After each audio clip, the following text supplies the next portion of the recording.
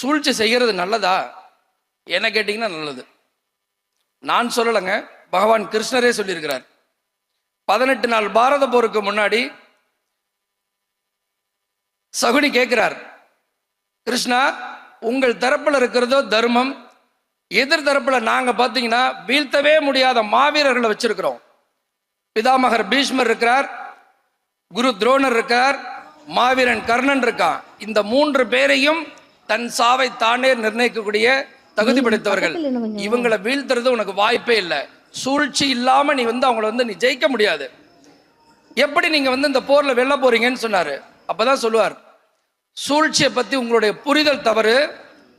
சூழ்ச்சியின் நோக்கம் தர்மமானால் சூழ்ச்சியும் தர்மம் தான். அதனால சூழ்ச்சி செய்யலாமா அப்படின்னு கேட்டீங்கன்னா கிருஷ்ணரே சொல்லியிருக்கிறார், தயவு செஞ்சு புத்திசாலித்தனமா நீங்க எடுக்கக்கூடிய ஒரு முடிவுகளும் தான்